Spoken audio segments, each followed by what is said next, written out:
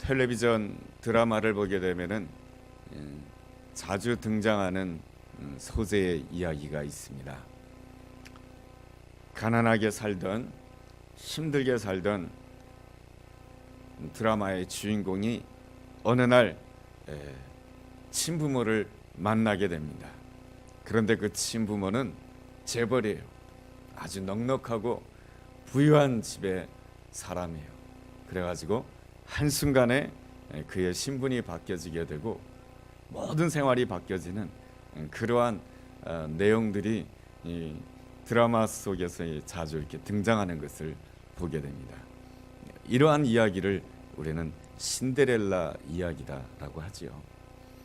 또 신데렐라 이야기와 비슷한 이야기가 있는데 미운 오리 새끼라고 하는 이야기가 있죠. 한 마리의 오리가 특별하게 생긴 모습 때문에 항상 주변에 있는 오리들로부터 왕따를 당하게 됩니다.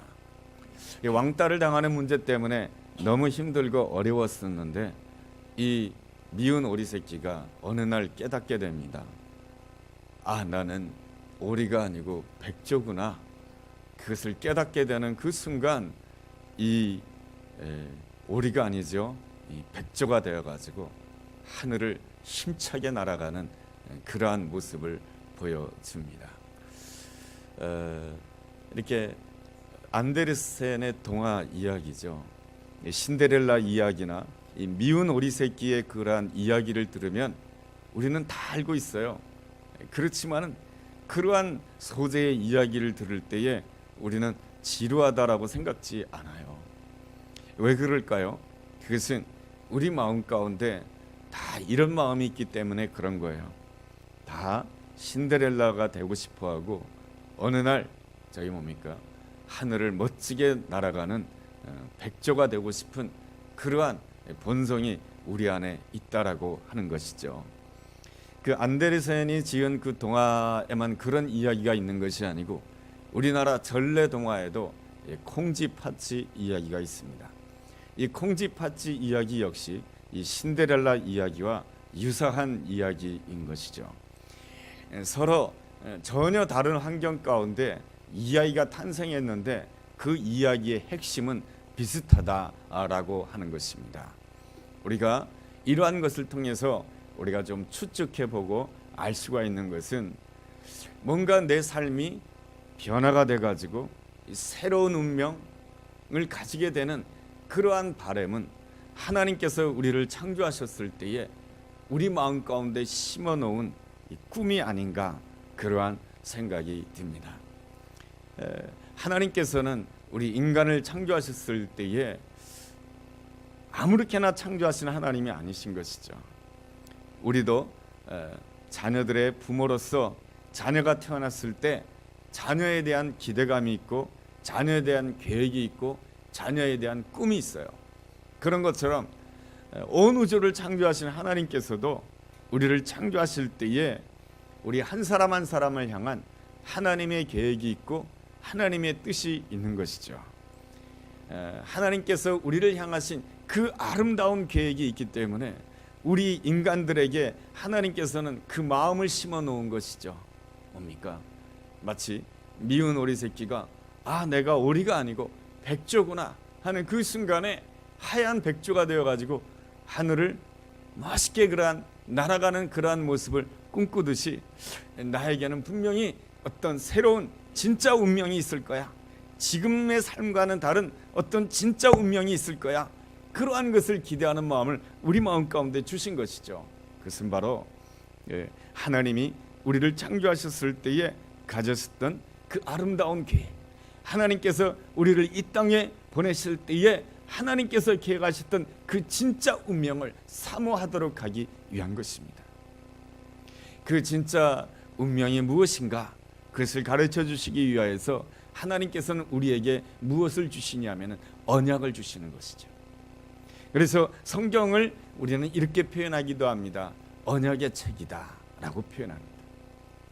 그래서 성경을 읽어보게 되면 하나님이 우리에게 주시는 수많은 언약들이 기록되어 있습니다. 하나님께서 우리 인간에게 주신 첫 번째 언약이 뭔지 아십니까? 그것은 바로 창세기 1장 27절과 28절에 나와 있습니다. 그 언약의 말씀은 이렇습니다. 내가 너희를 창조하였는데 하나님의 형상대로 창조하였다라고 말씀해 주십니다. 그 하나님의 형상의 구체적인 모습이라고 하는 것은 어떠한 모습이냐 하면은 이 땅에서 생육하고 번성하는 것이며 이 땅에 충만한 것이고 이 땅을 정복하는 것이고 이 땅에 있는 모든 생물을 다스리는 것이 바로 하나님의 형상대로 창조된 자의 진정한 운명이다 라고 이렇게 말씀을 해 주십니다. 하나님께서는 우리에게 언약을 주시고 그 언약을 이루기까지 역사하시는 분이 우리가 섬기는 놀라우신 하나님이십니다. 그러므로 우리가 항상 기대하고 바라봐야 될 것은 우리에게 향하신 하나님의 언약이 무엇일까라고 기대하고 사모해야 되는 것입니다. 여러분, 창세기, 출애굽기, 레위기, 민수기 이 5권의 성경 말씀을 뭐라고 이야기합니까? 모세 오경이라고 말합니다.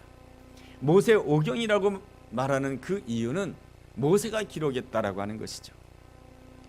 모세가 살던 시대는 어떠한 시대입니까? 애굽의 바로의 시대인 것이죠. 애굽의 바로의 시대 때에 누구만이 신의 형상이라고 불릴 수가 있었습니까? 애굽의 바로만이 신의 형상이라고 불려질 수가 있었습니다.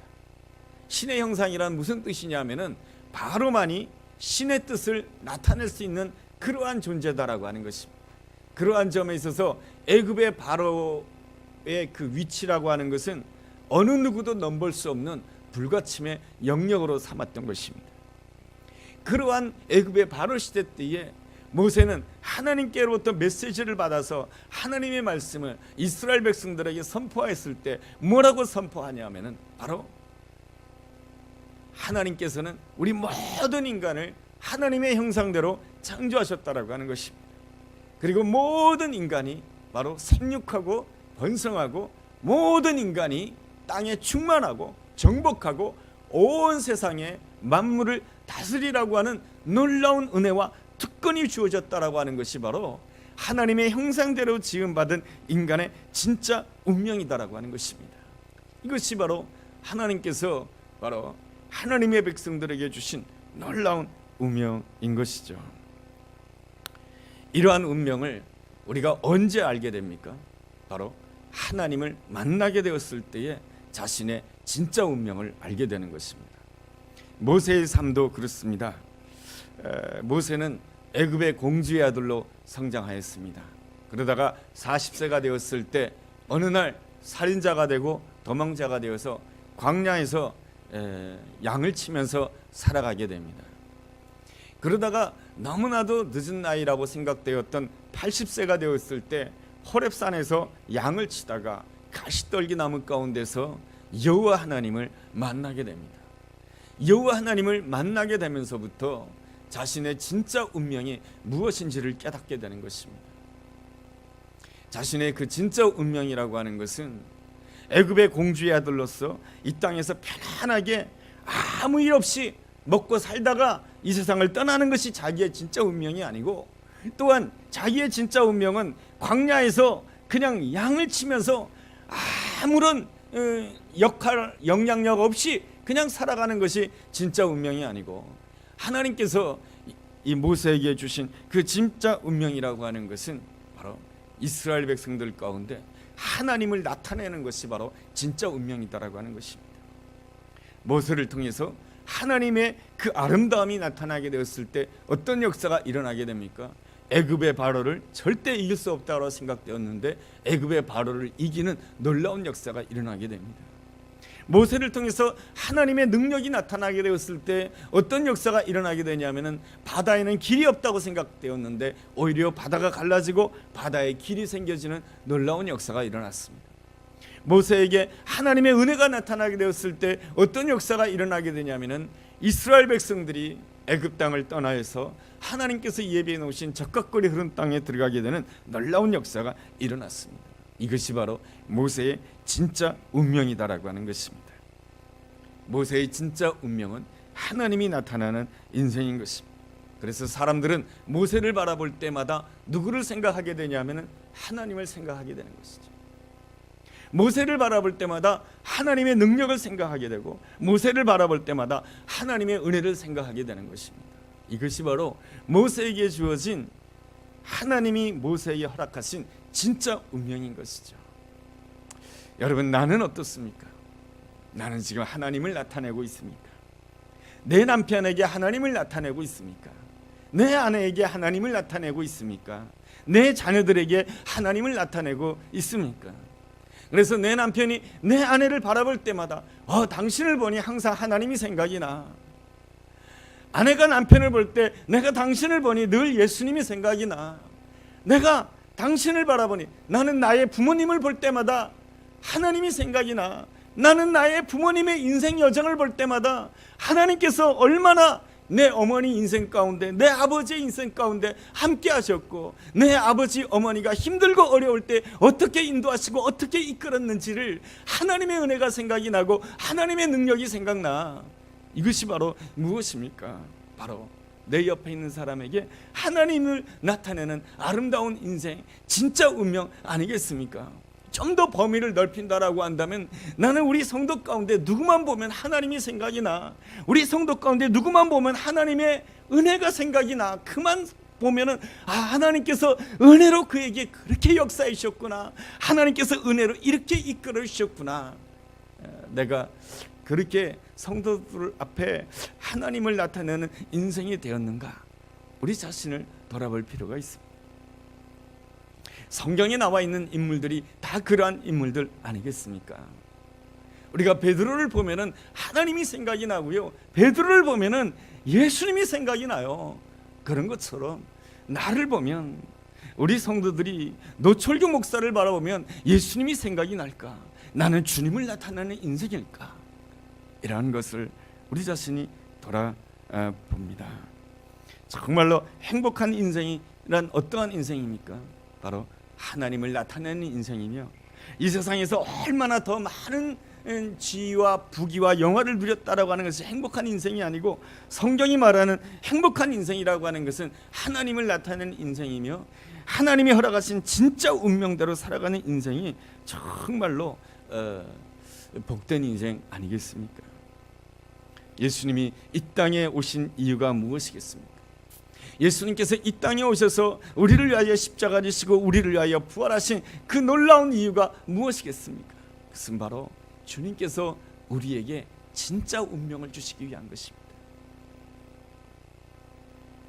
우리로 하여금 하나님을 나타내는 인생, 예수님을 나타내는 인생, 진짜 운명으로 살기를 우리 주님께서 원하셨기 때문에 예수님께서는 이 땅에 오셔서 우리를 위하여 그 고난의 길을 가신 것이고, 십자가의 길을 가신 것이고, 그 힘든 어려운 길을 가신 것입니다. 우리 주님께서는 십자가의 길을 가시는 동안에 예루살렘 성에 입성하게 됩니다.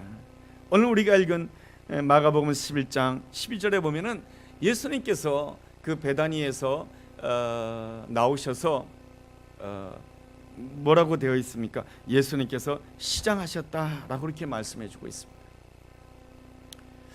예수님께서 시장하셨다라고 하는 것은 성경에서 예수님이 육신적으로 배가 고프셨다 이런 것을 말하기 위해서 성경에서 이것을 기록하고 있는 것은 아닙니다.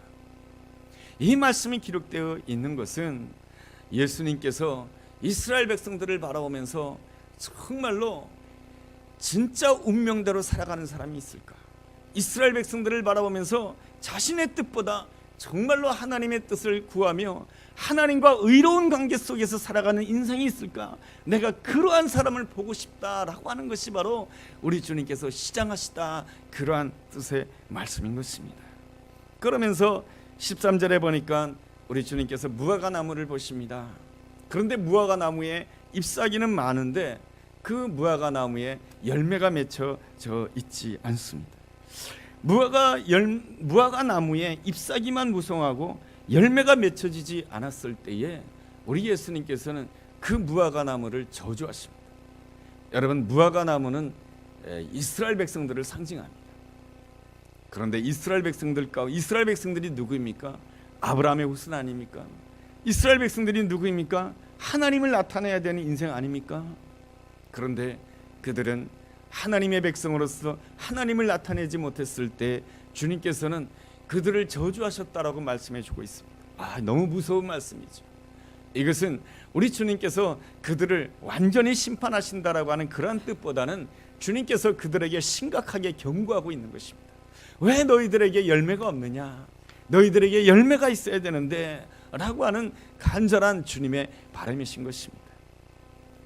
주님께서는 예루살렘 성에 들어가실 때마다 주로 어디에 머무셨냐면은 예루살렘 성 남동쪽에 있는 베다니 마을에 머무르셨습니다. 그러니까 예수님께서 예루살렘 성에 들어가시긴 하셨어도 한 번도 예루살렘 성에서 주무신 적이 없어요. 예수님께서는 예루살렘 성에 가셨을 때는 항상 베다니 마을에서 주무셨던 것입니다. 여러분, 우리는 여기서 이 베다니 마을이라고 하는 것과 그 베다니 마을 옆에 있는 벳바게 마을이라고 하는 것에 대해서 우리는 조금 생각해 볼 필요가 있습니다. 여러분, 이 주보 안에 보면은 아래에서 우측 말씀 나눔이라고 하는 내용이 있잖아요. 그 아래에서 그 참고로라고 하는 표현이 나와 있습니다. 그 부분을 제가 한번 읽어 보겠습니다. 벳바게와 베다니에 대해서 말씀을 드립니다. 벳바게는 베이트와 파가 무화과의 첫 열매의 합성어입니다. 그리고 베다니는 베이트와 테헤나 무화과의 두 번째 이후의 열매의 합성어입니다. 예수님은 벳바게에서 나귀 새끼를 타시고 예루살렘을 입성하신 후에 예루살렘에서 나와서 베다니에서 주무셨습니다.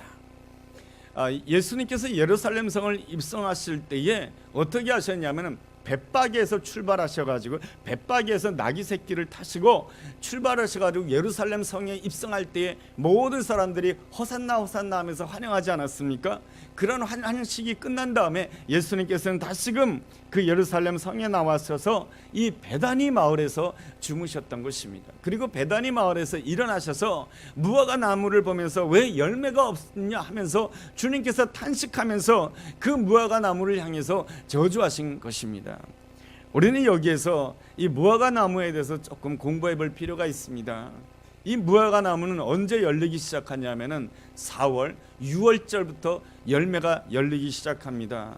그래서 무화과 나무는 1년 동안에 몇 번 열매가 맺혀지게 되냐면은 5번 맺혀지게 됩니다.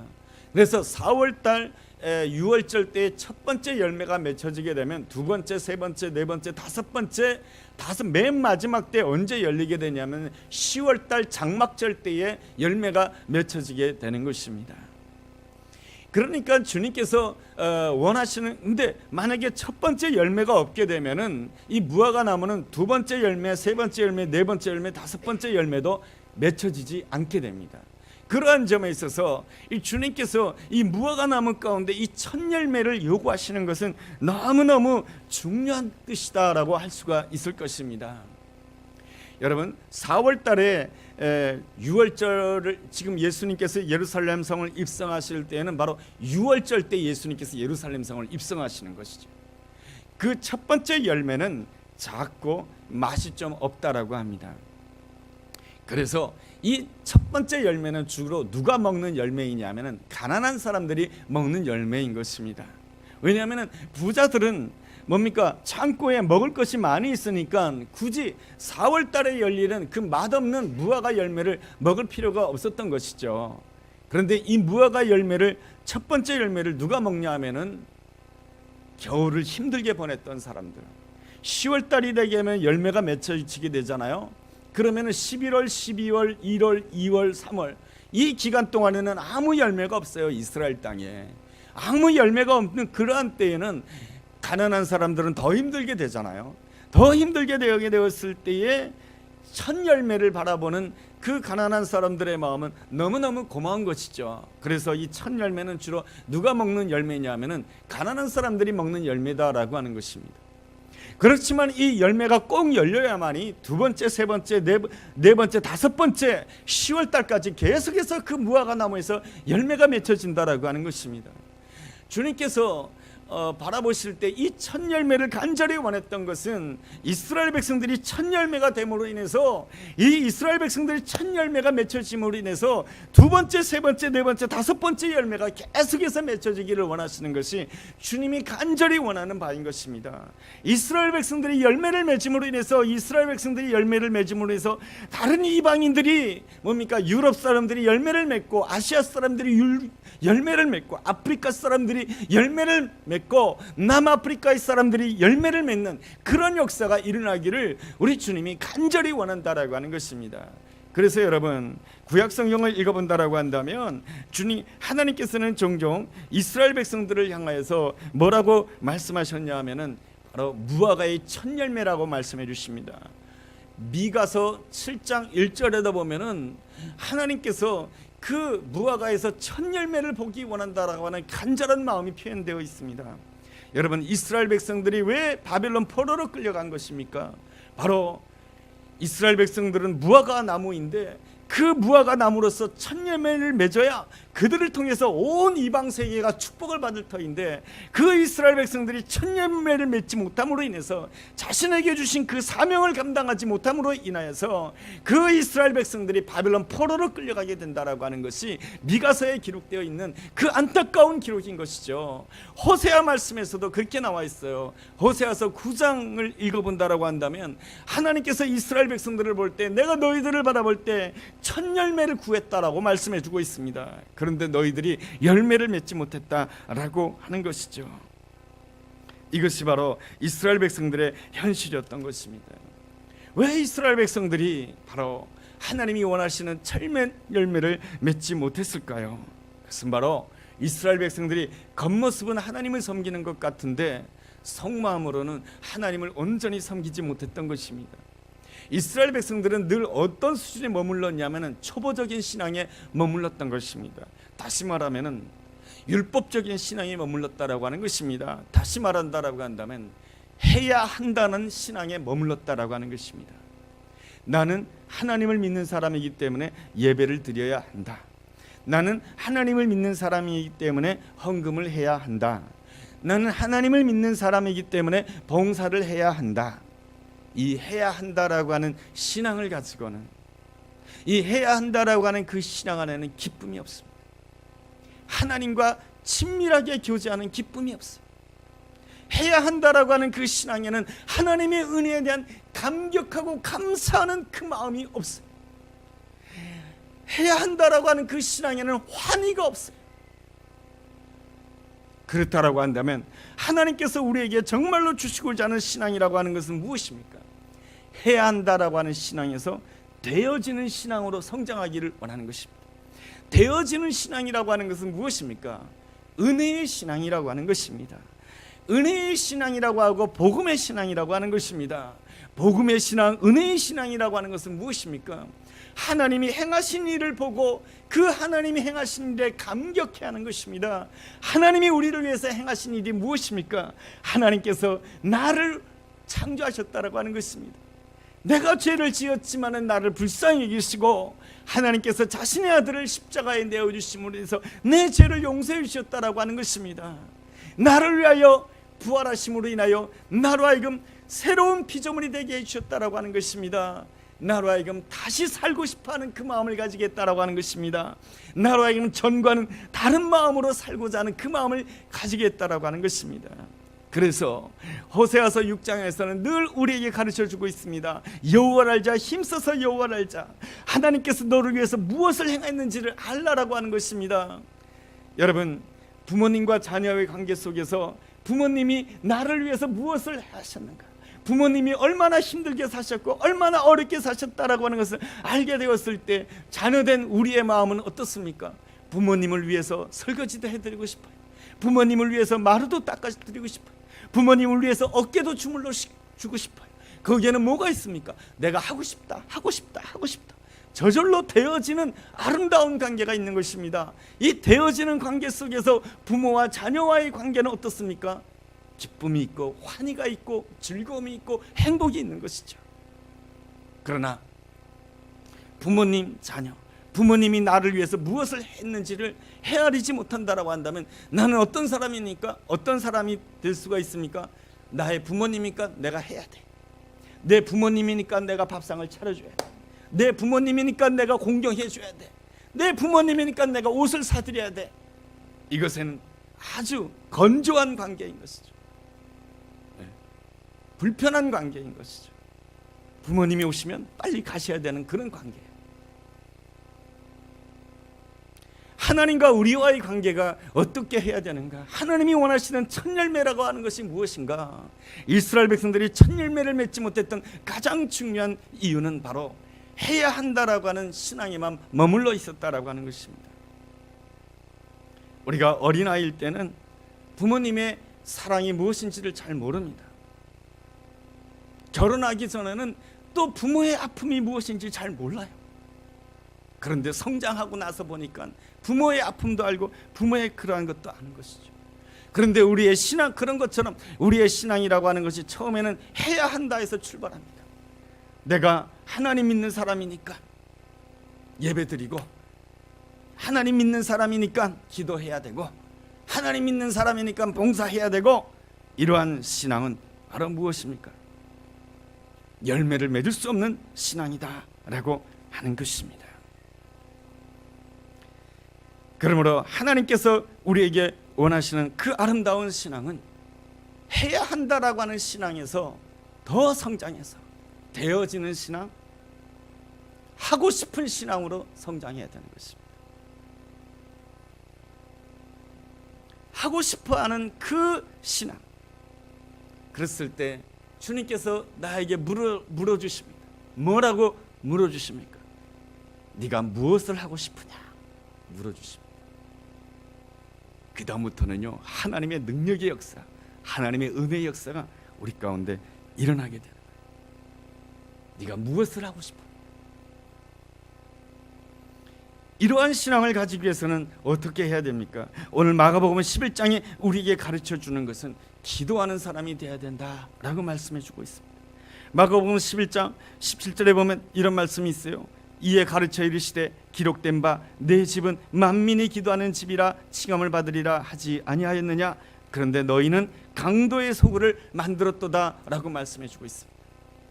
우리 주님께서 예루살렘 성읍에 들어가시면서 성전에 바라보시면서 주님께서는 그 성전을 바라보시면서 뭐라고 말씀해 주십니까? 내 집은 기도하는 집이다. 근데 너희는 강도의 소굴로 만들었다라고 말씀해 주고 계십니다. 이것은, 이 말씀이 우리에게 주시는 말씀은 무엇입니까? 성경은 고린도전서 3장 16절에 보면 우리의 마음이 하나님의 성전이라고 말씀해 주고 있습니다. 그렇다라고 한다면 우리가 이 아름다운 신앙을 가지기 위해서는 항상 내 마음 가운데 기도하고자 하는 마음이 있어야 되는 것입니다. 내 심령이 기도의 집이 되어야 되는 것입니다. 그렇지 아니하면 어떤 집이 되는가? 강도의 소굴이 된다라고 말씀해 주고 있습니다. 예수님께서 예루살렘 성전에 들어가셨습니다. 그 안에는 수많은 사람들이 있었습니다. 예수님 당시 때 예루살렘에는 몇 명이 모였냐면 250만 명이 모였다라고 합니다. 굉장히 큰 도시죠. 우리 서울에도 1000만 명이 산다라고 하는데, 여러분 그 옛날 그 시대 때에 그 예루살렘 성 유월절 때는 이스라엘 백성들이 그 예루살렘 성의 유월절을 기념하기 위해서 모였는데 250만 명이 모였다라고 합니다. 그리고 양은 몇 마리 잡느냐? 25만 마리를 잡았다라고 합니다. 야, 양을 25마리 잡는다라고 한다면 온 하늘이 늘 시커멀 것 같아요. 양 타는 냄새 때문에. 그런데 거기에서 어떤 일이 벌어지느냐? 거기에는 제사장도 있었고, 그리고 양을 파는 사람도 있고, 비둘기 파는 사람도 있고, 돈 바꾸는 사람도 있었어요. 돈 바꾸는 사람이 왜 필요하느냐? 당시에는 하나님 앞에 헌금 드린다라고 한다면 로마 화폐로 하나님 앞에 드릴 수가 없었어요. 꼭 유대인의 화폐로만 하나님 앞에 드릴 수가 있었어요. 그렇기 때문에 그렇게 정해놓은 것이죠. 그래서 그런 것 때문에 그 성전 앞에는 돈을 바꿔주는 사람도 있었고, 양을 파는 사람도 있었고, 비둘기를 파는 사람도 있었고, 제사장도 있었고, 대제사장도 있었고, 모든 사람들이 있었지만 하나님 보시기에는 그들 가운데 하나도 뭡니까? 하나님의 뜻을 구하는 자가 없다라고 하는 것입니다. 다 자기 욕심만 구하더라는 것입니다. 제사장도 자기 욕심 구하고, 돈 바꾸는 사람도 자기 욕심 구하고, 그리고 또한 비둘기 파는 사람, 양 파는 사람, 모든 사람들이 다 자기 욕심만 구하더라는 것입니다. 거기에 대해서 우리 주님께서는 뭐라고 말씀해 주시냐면은 강도의 소굴이다라고 말씀해 주고 있습니다. 여러분, 좀 섬뜩하지 않습니까? 하나님 앞에 기도할 때에 내 욕심만 하나님 앞에 구하게 되면, 이 성경대로 말한다라고 한다면 내 신앙이, 여러분 이렇게 말한다고 해서 너무 이렇게 마음 아파하지 마세요. 저도 그러니까. 강도의 소굴의 신앙이다. 그런데 하나님께서 오늘 말씀을 통해서 우리에게 주시고자 하는 말씀은 무엇이냐면 기도하는 신앙이 되어야 된다. 그럼 기도라고 하는 것이 무엇인가? 내가 원하는 것을 하나님 앞에 구하는 것을 보통 기도라고 하지만은, 진정한 기도는 무엇이냐면 하나님 앞에 나아가는 것이에요. 하나님이 나를 부르시기 때문에 내가 하나님 앞에 나아가는 것이 기도예요. 하나님께서는 여러 가지를 통해서 나를 부르세요. 고난을 통해서 나를 부르세요. 문제를 통해서 나를 부르세요. 아픔을 통해서 나를 부르세요. 시련을 통해서 나를 부르세요. 하나님이 나를 부르시는 이유가 무엇일까요? 그걸 가지고 하나님 앞에 나아가는 것이 기도인 거예요. 내가 하나님 앞에 나가서 기도하고 싶다라고 하는 그 생각이 드는 것은 벌써 하나님이 나를 부르시는 거예요. 내 마음이 아픔이 있어요. 이 아픔을 견딜 수가 없어요. 그래서 내가 하나님 앞에 나아가고 싶어요. 아버지 앞에 나아가고 싶어요. 그것은 내가 하나님 앞에 나아가고 싶기 이전에 하나님이 나를 찾으시는 거예요. 고난을 통해서 나를 찾으시는 것이고, 아픔을 통해서 찾으시는 것이고, 문제를 통해서 나를 찾으시는 거예요. 그러므로 하나님 앞에 나아갈 때마다 이렇게 기도해야 되는 거예요. 하나님, 내가 아픔 때문에 주님 앞에 나왔습니다. 하나님께서는 아픔을 통해서 지금 나를 찾으셨지요. 하나님께서 나를 찾으신 이유가 무엇입니까? 하나님께서 나에게 이 고난을 허락하심으로 해서 나를 찾으신 이유가 무엇입니까? 하나님, 내가 그 뜻을 알고 싶어요. 이것이 기도예요. 하나님, 내가 이 문제 꼭 이루어주세요, 이루어주세요, 이루어주세요. 그것이 기도가 아니고 하나님의 뜻을 구하는 것이 기도. 하나님께서는 왜 나에게 이런 아픔을 주셨습니까? 내가 신앙생활 열심히 했고 내가 주일날마다 꼬박꼬박 예배 드렸는데 왜 나에게 아픔을 주셨습니까? 그것은 하나님이 나를 찾으시는 거예요. 은혜를 주시려고. 하나님, 나를 왜 찾으셨습니까? 어떤 은혜를 주시려고 나를 찾으신 것입니까? 그렇게 하나님 앞에 기도하는 거예요. 그렇게 기도하고 기도하면은 그 기도가 깊어지는 것이죠. 기도가 깊어지게 되었을 때 나타나는 현상이 있습니다. 나는 한없이 작아지지만 하나님은 너무 커 보이시는, 하나님이 너무 커 보인다라고 하는 것이 뭡니까? 하나님께서는 내가 생각했던 것보다 더 놀라운 은혜를 주실 것 같아요. 나에게는 이 아픔이 있지만은 시편 84편을 읽어본다라고 한다면 시인은 눈물의 골짜기를 지난다라고 표현되어 있습니다. 그렇지만은 이 눈물의 골짜기를 지날 때에 하나님께서 이 눈물의 골짜기를 샘물이 터지는 골짜기로 만들었다라고 하나님을 찬양하고 있습니다. 하나님께서 왜 나에게 이 눈물의 골짜기를 허락하셨을까요? 그것은 바로 하나님께서는 맑은 샘물이 터지는 골짜기로 만들기 위해서 하나님께서 이 모든 것들을 허락하신 것이죠. 그래서 수많은 나그네들이 지나갈 때에 이 맑은 샘물을 마시고 시원함을 얻을 수 있도록 하는 놀라운 인생, 영향력 인생, 축복을 나눠주는 인생, 축복의 통로가 되는 인생을 만들어주기 위한 것 아니겠습니까? 여러분, 이러한 은혜를 체험하게 되었을 때 우리는 무엇을 기대하게 되냐면 하나님께서는 내가 기대했던 것보다 더 많은 것을 주실 것 같아요. 그 기도하다 보면 그게 저절로 마음 가운데 들어와요. 그때 하나님 앞에 기도하는 장면이 바로 24절 말씀이에요. 마가복음 11장 24절에 이런 말씀이 있어요. 그러므로 내가 너에게 말하노니 무엇이든지 기도하고 구하는 것을 받은 줄로 믿으라. 그리하면 너에게 그대로 되리라. 기도가 깊어지고 깊어지면 내가 이러한 놀라운 것을 기도한다 할지라도 하나님께서 다 들어주실 것 같아요.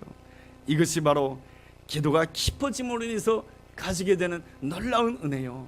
그 자리가 바로 내가 누려야 될 진짜 운명이 되는 줄로 믿습니다.